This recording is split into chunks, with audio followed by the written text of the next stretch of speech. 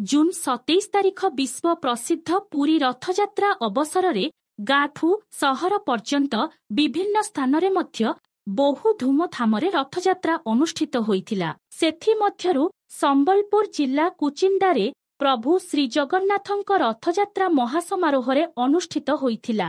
ମନ୍ଦିର ଛକ ଜଗନ୍ନାଥ ମନ୍ଦିରଠାରେ ପୂଜାର୍ଚ୍ଚନା ପରେ ପାରମ୍ପରିକ ରୀତିନୀତିରେ ସେବାୟତ ଏବଂ ଭକ୍ତମାନେ ମିଶି ପ୍ରଭୁ ଜଗନ୍ନାଥଙ୍କୁ ରଥାରୂଢ଼ କରିବା ସହିତ ଛେରା ପହଁରା କାର୍ଯ୍ୟ ସମ୍ପାଦନ କରିଥିଲେ। ଅପରାହ୍ନ 5ଟା ସମୟରେ ରଥଟଣା ଆରମ୍ଭ ହୋଇ ପ୍ରାୟ 7:30 ସମୟରେ ରଥଟଣା ସମ୍ପନ୍ନ ହେବା ସହିତ ଗୁଣ୍ଡିଚା ମନ୍ଦିରକୁ ମହାପ୍ରଭୁ ବିଜେ କରିଥିଲେ। ରଥଟଣା ସମୟରେ ପ୍ରବଳ ଜନସମାଗମ ହେବା ସହିତ ରଥାରୂଢ଼ ପ୍ରଭୁ ଜଗନ୍ନାଥଙ୍କ ଦର୍ଶନ କରିବା ସହିତ ଲୋକେ ରଥ ଟାଣିବାର ଆନନ୍ଦ ନେଇଥିଲେ। ଏହି ଅବସରରେ କୀର୍ତ୍ତନ୍ୟ ସମ୍ପ୍ରଦା ଭଜନ ମଣ୍ଡଳୀ ଏବଂ ଆଧୁନିକ ବାଦ୍ୟ ଇତ୍ୟାଦି ରଥଟଣାରେ ସାମିଲ ହୋଇଥିଲେ। ଜନସାଧାରଣଙ୍କ ସୁରକ୍ଷା ନିମନ୍ତେ ପୋଲିସ ବାହିନୀ, ଆମ୍ବୁଲାନ୍ସ, ଦମକଳ ବାହିନୀ, ଇଲେକ୍ଟ୍ରି ବିଭାଗ ପକ୍ଷରୁ ବ୍ୟାପକ ସୁରକ୍ଷାର ବନ୍ଦୋବସ୍ତ ଦେଖିବାକୁ ମିଳିଥିଲା। ସମ୍ବଲପୁର ଜିଲ୍ଲା କୁଚିଣ୍ଡାରୁ ତନୟ ମହାପାତ୍ରଙ୍କ ରିପୋର୍ଟ।